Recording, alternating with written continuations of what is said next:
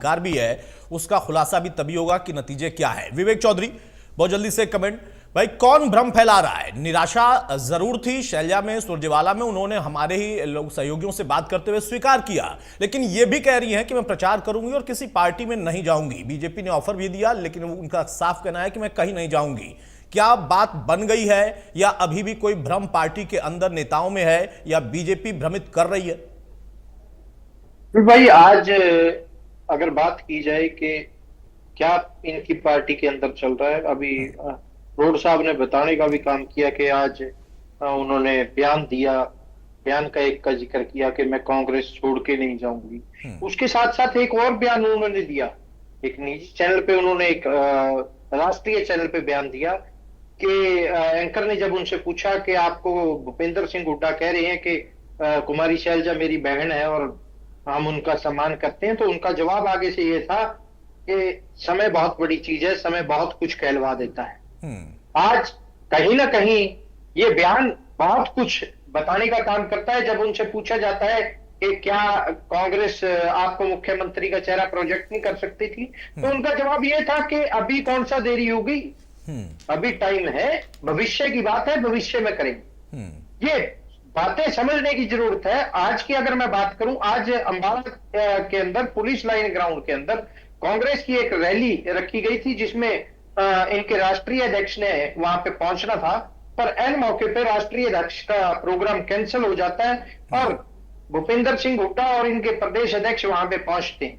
वहां जब पहुंचते हैं तो मजेदार बात यह है अतुल भाई कि स्टेज के ऊपर अंबाला जिले की अगर मैं बात करूं, जिले में 4 कॉन्स्टिट्यूएंसी है, 4 में से 2 ही कैंडिडेट आते हैं, 2 कैंडिडेट नहीं आते।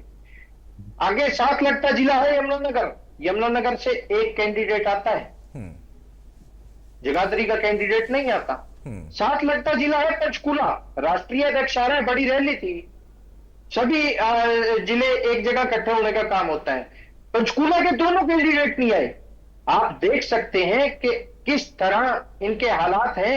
और जब रैली की अगर बात करें तो तमाम लोकल चैनलों ने दिखाने का काम किया कि कुर्सियां खाली रही। आज अंबाला शहर में तो सोनिया गांधी अच्छी हैं, अंबाला कैंट में जाते ही सोनिया गांधी खराब हो जाती है एक ही परिवार के लिए। हम तो आज ये देख रहे हैं कि किस तरह का दोगला रवैया कांग्रेस पार्टी अपनाने का काम कर रही है। दीपेंद्र सिंह हुड्डा अंबाला शहर में आके कुछ नेता जो नाराज थे उन्हें मनाने का काम करते हैं, और उन्हें जब उन्होंने नामांकन भर दिया उन्हें बिठाने का काम करते हैं। पर दीपेंद्र सिंह हुड्डा की गाड़ी कैंट जाते जाते रुक जाती है। कैंट में नहीं नाराज को बिठा सके, कैंट में नहीं वो उनको मना सके, उनकी हिम्मत ही नहीं पड़ी।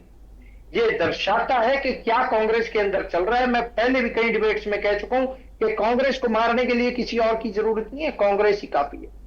अभी भारतीय जनता पार्टी के प्रवक्ता कह रहे थे ऐसे हो गया जी, वैसे हो गया। अरे जनाब, आप लोग महिला सम्मान की बात कैसे कर लेते हैं, क्यों कर लेते हैं?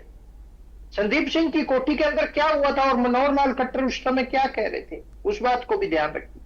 आज खिलाड़ियों के साथ क्या हुआ, या जो कहा गया 15-15, 20 रुपए के मेडल मिलने जाते हैं, ये खरीदे जाते हैं, उसके ऊपर आप लोग क्यों नहीं कुछ बोले? आज महिलाओं के सम्मान की बात, किसान के सम्मान की बात वो लोग करते अच्छे लगते हैं जिन्होंने वो काम किया हो। आज बोलने से पहले अपने अंदर झांक के देखिए कि आज रियलिटी जो है अतुल भाई, कांग्रेस और बीजेपी, इनको अलग अलग ना मानिए। मैं लोकसभा चुनाव में भी कहता था, इनको अलग अलग ना मानिए, दोनों एक ही हैं। और प्रदेश की जनता अच्छी तरह पहचान चुकी है कि दोनों राष्ट्रीय दल राष्ट्रीय मुद्दों की बात करते हैं और रिमोट कंट्रोल से चलने का काम करते हैं। हरियाणा प्रदेश के लोग लोकल जो मुद्दे हैं उनके ऊपर चुनाव लड़ रहे हैं, चाहे पंचायत लेवल के हो चाहे निगम लेवल के हो, उनके ऊपर चुनाव लड़ा जा रहा है। और लोकल नेता को ही पसंद करेंगे। क्षेत्रीय दल जननायक जनता पार्टी और एएसपी गठबंधन को आज पसंद कर रहे हैं।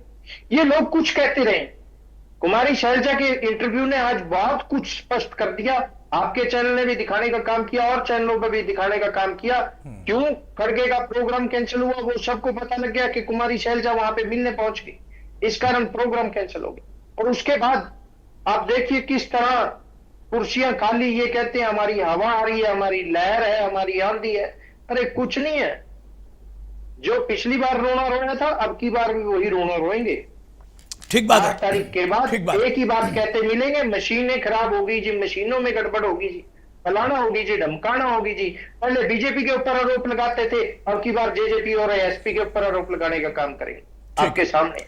पंजेटा साहब, भाई विवेक चौधरी को भी आपने सुन लिया, उन्होंने बहुत सिलसिलेवार तरीके से शैलजा और उनकी नाराजगी, कांग्रेस की अंदरूनी स्थिति, सारी बातें बताई और साथ में दावा किया कि राष्ट्रीय पार्टियां और राष्ट्रीय मुद्दे नहीं, स्थानीय मुद्दे होंगे और स्थानीय पार्टी होगी, तो उसमें तो आपका भी अधिकार बनता है। वो कह रहे हैं उनकी लहर है, कांग्रेस में क्या चल रहा है ये तो उनको पता, लेकिन इनेलो के लिए लोगों का झुकाव है या नहीं है, वो कह रहे हैं कि नहीं है, उनकी पार्टी का है।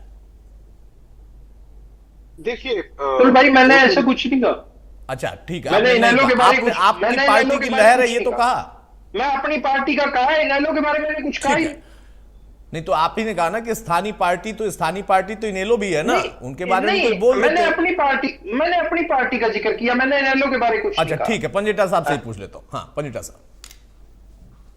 देखिए अतुल जी, बात ऐसी है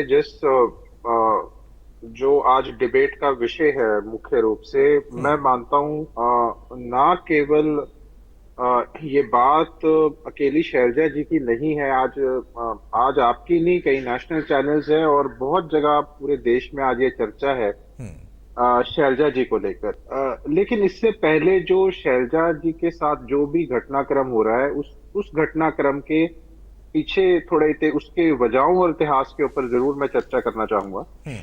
ये मात्र शैलजा जी के साथ हुआ है या अशोक तंवर जी के जाने से पहले भी इसी टाइप की चर्चाएं और डिबेट होती थी। उनका भी अपमान हुआ, उन्हें भी संगठन नहीं बनाने दिया। ये स्वर्गीय भजन लाल जी के साथ कांग्रेस ने किया था जब ये आए थे 2005 में, और किस तरह मैंडेट नाम जो है वो सारा भजन लाल जी का था, और किस तरह उनको, अभी आत्महत्या की बात हो रही थी तो उनको किस तरह विवश कर दिया गया, बड़ा स्वाभिमान और आत्महत्या के जैसे शब्दों का इस्तेमाल किया रोड साहब ने, तो उनके साथ भी ऐसे ही किया। उसके बाद फिर अभी हाल ही में ताजा उदाहरण है, उनके पुत्र के साथ ऐसा किया गया। रणदीप सुरजेवाला जी का कांटा निकालने की पूरी कोशिश करी दी थी, हरियाणा से बाहर कर दिया था, और मैं आपको जानकारी दे दूं उनके पुत्र के साथ भी कांटा निकालने की कवायद सिर्फ इस वजह से शुरू हो गई है कि एक जो एमपी है वो खुद ऐसा अभद्र टिप्पणी करते हैं, और वो पहले लोकसभा चुनाव में भी ऐसी अभद्र भाषा और टिप्पणी कर चुके हैं। अब उनके पुत्र हार रहे हैं, उनको लगता है कि किसी खेमे की वजह से हार रहे हैं, और वो अब उनके पुत्र का कांटा निकालने जा रहे हैं। जो आम चर्चा हरियाणा के अंदर है उससे मैं आपको अवगत करा दूं, ये कोई छुपी बातें नहीं है, ये ओपन बातें है, खुद अपनी जुबान पे कंट्रोल नहीं है, और कांटा अब सुरजेवाला जी के पुत्र का निकालने की कोशिश कर रहे हैं। फिर किरण जी के साथ अभी हाल ही में इतना ही, अभी इन्होंने आत्महत्या की बात करी, बड़ी बड़ी बातें करी खट्टर साहब के बारे में या और पार्टी के बारे में। अरविंद शर्मा को ले लीजिए, चलो चौधरी बीरेंद्र सिंह अब आ गए, पहले उनको ऐसे ही अपमानित करके बाहर निकाला था, राव इंद्रजीत जी को ऐसे ही निकाला गया था। तो पूरा हरियाणा जानता है, और मैं इतिहास की चर्चा इसलिए कर रहा हूं कि